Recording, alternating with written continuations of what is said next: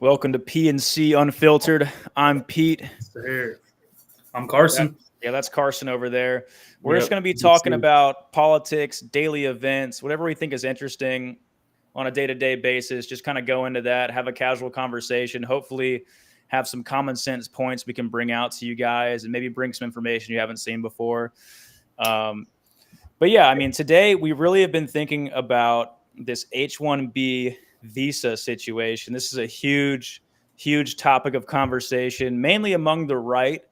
And we've seen people on the left try and co-opt this topic and try and use it to stoke division. And we don't want to do that here. Again, we're both on the conservative side, and so we kind of lean other ways on this. And Right. I'll go ahead and let Carson, you kind of give some words here, either about Yeah. the visa or just about yourself, whatever you want to say here. Right. I just want to let me chime in here. Like I want to piggyback off of what you said as far as this visa situation is concerned. Obviously, the left is going to try to use this to divide the MAGA base and the Republican Party. So I just want to preface this conversation we're about to have with I think it's important that on the right we don't let this issue divide us. It's a relatively small issue compared to something like illegal immigration, where 300 million people came across the border. The total number of people that get these visas per year is 85,000. It's relatively small. You can argue how significant that is, but I just want to say that I think it's important for us to agree to disagree where we might and come together where we can on this issue. Yeah. Yeah, Yeah. no, I agree. Um, I don't know if you have any starting points here. If not, we can dive into PBD or we can just kind of have a kind of frank back and forth for a minute. Up to you. Right. I'll kind of frame it here where this is a little preview, I think, of what we're about to get into is that my position is that there are some issues with this visa where we need to protect Americans, but overall, we can't do away with this visa because it really is integral to our competitiveness in the tech war with China, which is you can make the whole argument Americans' interest versus America's interest, but at some point we have to be able to acknowledge that it's important for us to not fall too far behind with China.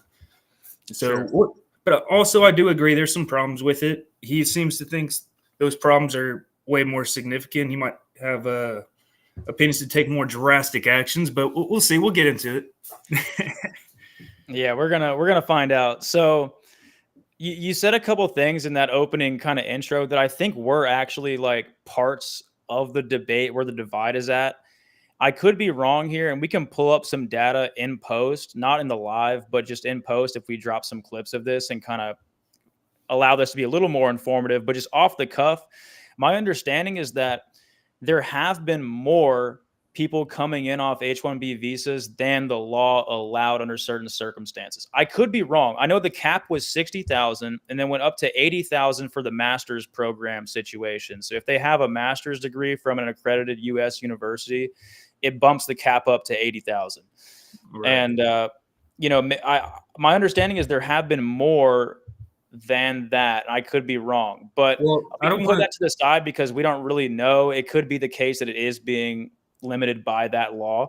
Well, I would just Um, like to speculate that I think the number might be going up because the demand for these tech jobs is going up.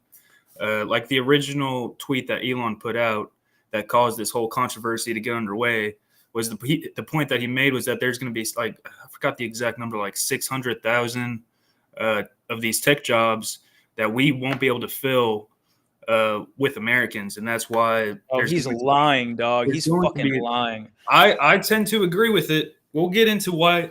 We'll get into why. Okay. Do you want to? Okay. How about this? Can I go ahead and play my first clip then? Yeah, just right before you do, I want to say that I have seen people say on Twitter, because Twitter is the free marketplace of ideas. It's the best place to get your news nowadays, in my opinion. I agree. I've seen people on Twitter or X, whatever you want to call it, say that they have these degrees and they aren't able to find jobs, and then they correlate that to, okay, well, why are these visa people getting jobs and I'm not? I do want to say part of that is that where these jobs are needed are not necessarily where they live. Okay, if you have one of these high in demand degrees, but you live in Ohio, but all the jobs are in California and you're not willing to move, it's kind of your fault. I think Americans kind of are less likely to move than other countries are for work. Yeah, you just I think mentioned a that ties point that into makes it. me want to I kind of want to bring up a separate point here, but yeah, that could be the case. One thing about like how this H1B visa is structured is they're not citizens. Like Exactly. they're not actually American citizens, right? So this is specifically for people that are not citizens, not immigrants either. They're on a visa. Like that's a that's like Right. a travel. Like you can Well, one travel. You're one allowed to question. work on a visa. Right. Well, a lot of these people do try to pursue citizenship whenever they come over here. Mike, I would want to pose a question to you. Would you want these people that are coming here on visas to do these jobs in these high skilled positions? Would you even want them to try to get citizenship? Because that would just mean over the long term, those jobs are going to be taken by people who were formerly, foreign nationals, but are in the future would then become U.S. citizens. Would you be opposed to that, or would you be for that? I'm confused by your framing of them being Right. So I was kind of wanted to dive into a different point. I'll answer the question real quick. I think you framed it a little in a silly fashion. So saying that like they're high skilled jobs, like you're already saying they're in high skilled jobs. That's part of the debate is that a lot of these people aren't in high skilled jobs. They have right. like a That's full part of the list of problem with the pictures. visas. That's part of the problem. But I'm Right. not I'm not So talking again, about I'm if not you're talking, okay, I'm giving you the point. If we're talking about high skilled jobs, like it actually high skilled workers, like should they be able to get citizenship? Yeah, I mean, of course. I think we okay. should want the That's my most skilled people in the U.S. And again, I don't like the melting pot way of understanding the U.S. I don't like that. I don't think that's actually what America is about at its core. I mean, I don't want to bring up some sort of like racist historical document that was like in the 1780s or something that like Jefferson wrote about how America's for white Europeans, males and stuff like that. But if we're going to reference like our founding fathers and the arguments for this, then we should probably reference their entire body of work and not just the fact that they worked a lot or something like that. right. I want to say that I can kind of see what you're saying with not agreeing with necessarily the whole melting pot theory. I don't think that's the crux of what America is, but I do think it plays into what America is because I think what America is exceptionalism. We want to be number one. We've been number one for past 100+ years. Okay, that Number one in what? Like number one in what? global dominance. We're the number one economy. Okay, the number one Yeah. superpower. Everything along those lines and everything that entails. Right now, what we need to try to become number one in is the tech war. Okay, Why? so we can't fall behind in the tech war to China. It, Why? hold on, I have the notes somewhere. No, you're good to Actually, no, pull it up and everything. I have the notes in I this in really this get screenshot. We'll get confused into on it. this. No, I know you got notes. So you can go ahead and pull that up. I seriously like am doubtful when people use that line of reasoning if that's actually why they care about H1B visa people. Like, I is think that it's really why you care? Do you really think we're gonna fall behind China like a slave yes, nation? yes. If we don't do everything we can and get the best talent from around the world, then yes, we will fall behind. And there's multiple reasons why we will. But I just those like are the thing is it's kind of ambiguous. Like I need metrics or something. Like I need numbers. And I know there's not a lot of numbers on this. It's kind of just speculation the way I see it, like okay. it So kind of you obviously don't believe Elon Musk's estimate that we need 600,000 highly skilled people in the tech field in the next 10 years. You don't that agree could with be the that? number. How many graduates do we have from STEM degrees coming out of colleges every year? Probably more than that. Well, there's also a cultural issue where people that are coming out of college, I'm going to refer you to that I know. We got the Patrick whole Bet thing on David that in a minute. video. That's gonna be coming up. I know. And that's Pew data research that shows a lot of these people that are coming out of college these days in Gen Z don't want to work. They don't want to work 5 days a week. They constantly complain about their work environment, this and that. They aren't as Yeah. hardworking inherently as some of Yeah. these highly skilled people we can get overseas. And We that's can just dive into that. anybody I with could common talk sense about can see that it. for a while because that's a deep issue. I think there's a lot there. I don't want to just go into that for like 30 minutes, but we could spend a lot of time talking about like how the culture has evolved over time and how like there's like third world countries that have harder workers that could, Right. put more effort into their job over here or something. But do they deserve that opportunity as opposed to Americans? Well, I don't think it's a matter of deserving. I mean, I think the counter argument, the whole reason this is controversial is because Americans think they deserve these jobs in America. And there's obviously, that's a position I can understand. But at the same time, you have to look at America's interests to stay number one and be able to compete in this tech war. And the first thing I want you to pull up, Pete, if you could, is the screenshots I sent you about what happens if America falls behind in the tech war, because that's the whole crux of my point in this issue, is that we need to stay competitive. Okay, I didn't label the screenshot, so we might be siphoning through a couple here. Let's see what this one is. You can find it. I believe in you. That's not it. No. I'm not gonna lie. I think yours got removed from the thing somehow. No. Dude, I'm like looking at all the ones that you sent me, and they're just like blank screens. Are you seeing how it says like add media source right here? Or is it just a blank screen for you? Yeah, it's a blank screen for me.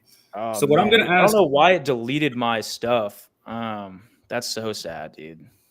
But I have like all the videos and all of my screenshots. I don't know why it just took off yours. Give me 1 second here.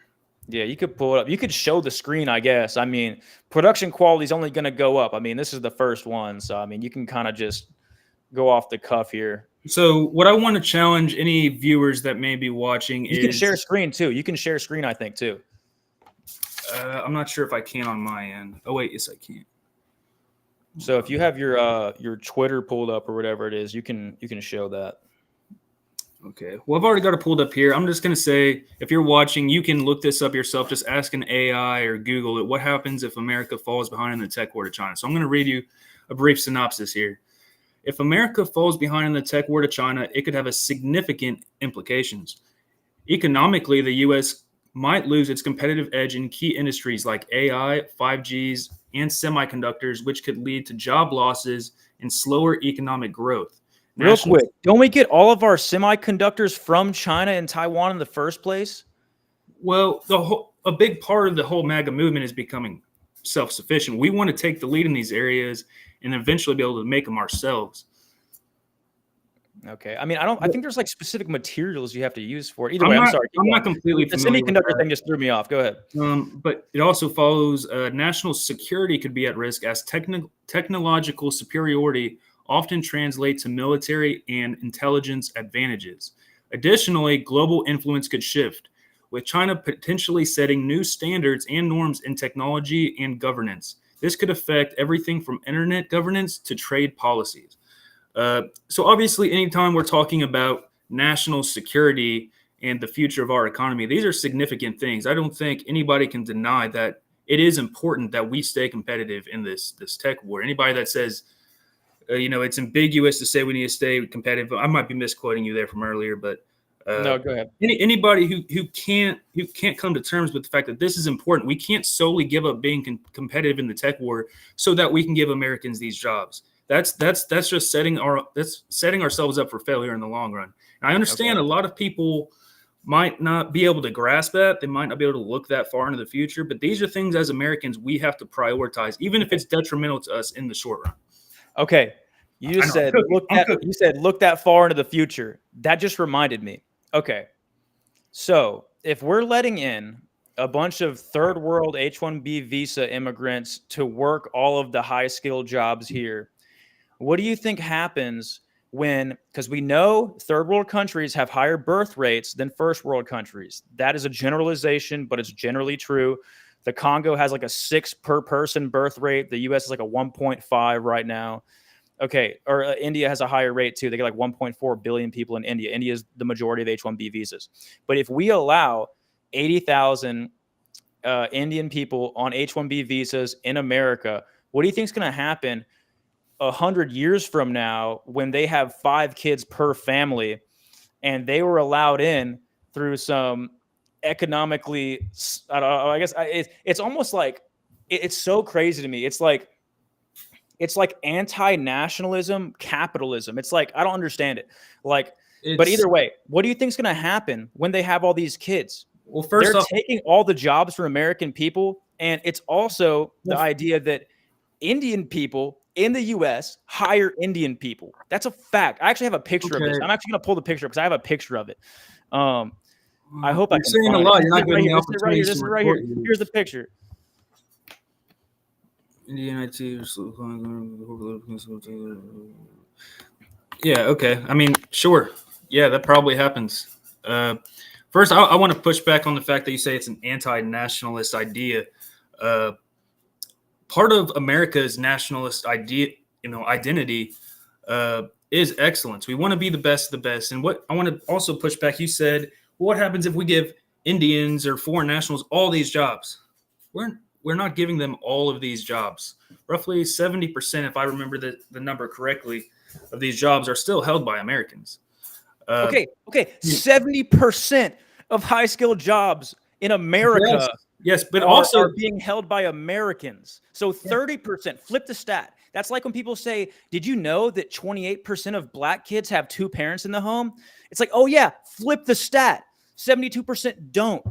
30% okay, but aren't you to also Americans. just acknowledge that the people that are coming out of our colleges are not up to the task in a lot of instances as far as Gen Z. I would push Okay, back on the STEM degrees. If you have a STEM degree, you're probably a harder worker in some of the liberal arts, freaking gender queer penis I mean, studies. yeah, that's true, but that has nothing to do with this. That what I'm saying is that You're talking about colleges, yes, right? And this is specifically in the STEM field.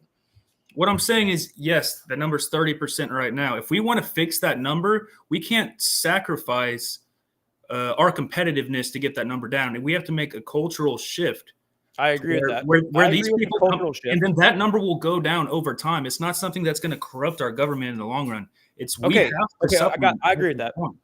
Yeah, So can we agree that if we keep the numbers at a minimum, like the lowest possible number is best case scenario, right? I think there should be definitely some laws or amendments put in the books to where we need to protect American workers. If we have a qualified American for that job, he should get that job. I also have some problems with the fact that a lot of these companies that hire these people get tax breaks for having people on these visas. I think that should just be terminated. There's a tax incentive because they can write off the training as like a business expense. And Right. they like another thing is like if you're on a visa, I was going to talk about this later, but I just remembered it now. If you're on a visa and you're not a citizen, you are actually like legally required to work for that company while you're in the US. If you like quit the company, then you have to move back to your country. You can't stay in America if you quit Tesla if you're on a visa. So that gives Tesla like a because it gives them a complete power imbalance towards the workers, even more so than how the socialists want to talk about the means of production, and the CEOs and stuff. Well, looking at it from the company's perspective, they like that role in the visa because that just motivates these people that they're hiring from overseas to work even harder because they know they can't get fired from that job. We have to be able to, as Americans, compete with these people. Like we have to be able to grind in the sense that we have to work that job like our career depends on it, like our livelihood depends on it. Right, but isn't that an unfair advantage? We're so lackadaisical nowadays, these people coming out of college, where it's hard for us to compete on that kind of level, and that's what we need to fix. But isn't it an unfair advantage for those workers if the companies that are hiring them have a tremendous advantage when they hire them instead of us?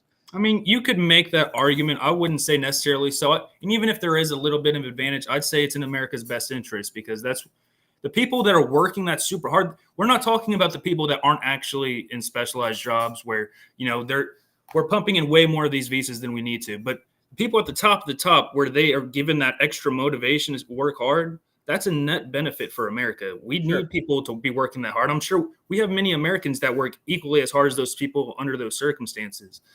We just need to, over time, I mean, we obviously need to prioritize hiring Americans, and we need to work on our culture in our universities. And I think a lot of that does stem from the whole woke ideology and how it's infected universities. But yeah, that's a topic. That might be another stream because we could talk about that for hours. And that's an interesting topic too. But I have a question for you. This is a serious question. Okay, this is like another thing that divides the right here. Do you think that America at its core is a set of principles? Life, liberty, the pursuit of happiness, excellence. I mean, like, is America more a set of principles or a set of ethnic traditions and backgrounds and beliefs and attitudes and cultures? Well, I think it's important to not disparage one from the other. I would say both of those play into the identity of every country. And I think where we get into trouble and we start causing rifts and divides is whenever we start favoring one over the other. So I think it's important to keep a balance between the two. I know a lot of people will say, oh, well, the history of America, I mean, obviously the people on the left will say, oh, well, the culture of America is just terrible. You know, we born on racism, this and that. And, you know, the only thing we really have to stand on is the melting pot and our ideals of liberty. I mean, I agree. We have, you know, the ideas of liberty are obviously paramount to us as a country, but there's also, we have our own culture here. And I don't think we should completely obliterate it by, you know, making our country half Indian or whatever, you know. Yeah. So I agree with you on that point, but I think it's important to understand there's a balance. For a lot of people is like, if you look at America as only in isolation, a couple of principles and ideas, then you take away the essence of what made America great in the first place, which was the foundational cultures, identities, ethnic groups, and that sort of side of like the collective history that Americans shared. Right. When you take away a collective history, cultural cohesion goes down. There's stats on this. The more homogenous a society is, aka the more the ethnicities and the cultural heritage is similar or basically the same, the more homogenous, the less crime, the more people donate to charity, the more civic duties that they take on, the more involvement they have in their communities. You know what the most diverse city in the U.S. is? Take a guess. You probably wouldn't guess it. Let me guess. New Orleans? That's not a bad guess. It's Miami. And you know what city has the lowest level of civic engagement? It's Miami. So it's like that. That's a perfect correlation there. But again, you look at homogenous countries, you look at Finland, and they are the happiest country in the world by like happiness surveys and stuff like that. They have a very congruent culture with the people around them because the people around them are all Nordic and they're all from the same area. Their ancestors from the same area. They have a similar cultural heritage, religious heritage, and things of that nature. And when you take that away little by little, the less America is America. Like that's the whole point, I think. Then you're talking about thinking about years in the future. That's what I'm doing on the other side of this right now. Is like it's less America the more we bring in people that aren't actually sharing that American identity. Okay, well let me just make the counter argument here. You said focusing on you need to focus more on our culture and our what's the word you use? Homogeneous and heterogeneous. Like it's just like it's the cultural and ethnic makeup. Right. Well, whenever you lean too far into that and not so much into the ideals of American exceptionalism as far as just trying to be the best, then you're not paying attention. You're not paying attention to our future success in the tech war. Okay, if you're focusing on that so much to where you don't want any of these foreign nationals coming in and doing any of these jobs, then you're setting us up for failure. Okay, so like I said, I think with no H1B visa immigrants, how did we get to the moon with no freaking Indians from the IT department working? Well, it's irrelevant. That's not the world we're in today. It's but again, not. The point is that we were able to do a bunch of technologically awesome stuff and that's in the past. That's part about the cultural argument. I think the cultural argument is your best argument right now because you could say that the culture was more stable and we had more of a collective identity as like United States citizens in like the 60s or whatever it was versus today. My point is I think you have to value both. Okay, you have to value the ideals and you have to value the history of us as a country and what's made us great. Like you said, we went to the moon. We did all these things before this sort of new age. And your point is to, you know, it's the point you're making almost comes off as, you know, the hell with the ideas. We need to protect, you know, the history of the country. I think we need to protect the history of the country, but I don't think that means we have to say F the ideals. Okay, I think bringing in 80,000, even if we get that number down, we're going to get that number down over time if we fix the culture like we need to. If America is really great, we're going to fix our culture. Over time, that number will go down. I don't see how this visa issue puts the history or the homogeneity or whatever you said of America at risk here. I really don't think. I can see what you're saying. I think that's what I'm saying. I'm thinking like illegal immigration did. Huh? I'd say illegal immigration did, and that kind of ties into that's a more pervasive version. That's not what this is. That's not what this is. this is a similar thing. It's not as bad. Everyone can agree that like H1B visas aren't as bad as illegal immigrants, but I think it can be just as nefarious when they're taking the most high level and desirable jobs at Fortune 500 companies from people that Right. went to like a state school and really wanted to But get there and had a but 4.0. but you agree that where we need these people, we should bring them in because we need to stay competitive in the tech world. Where it's needed, I'm not saying So it's done perfectly today, but just if we're just doing like a quickly, you logical agree with that? statement, like if this is all if it hinges on the fact that we do need them. If we need them, Then yes. yes, we should have them. We're Okay. America. We're gonna get whatever we need. I think that's where people need to come together on this issue. Is I think most people with a common sense brain would say if we need them, we should have them to stay competitive. If we Right. don't need them, we shouldn't. And the whole course of action to fixing this whole problem is just looking into the H1 visas, making sure the laws on the books are prioritizing Americans where they can be, where it's not being taken advantage of by companies, so that they can just pay people less and get tax breaks. That's where we need. I think we both agree that's how you fix this issue. I don't think we're actually disagreeing on a core basis here. No, I think that was a good little quick convo. Do you want to like stop it here, do a part 2 on the next one? Now then we can get the videos in on that one, or do you want to keep going? Yeah, leave some comments down below if you want a follow-up video. We got some big slides and videos we could show you, just giving some more information on this topic. And but we'll catch you next time. We just dove in real hard today, but we're going to have some good like videos and pictures in the next one. And we'll kind of just do a little more reaction to stuff in that one. But we got big plans. Huge. Oh, yeah.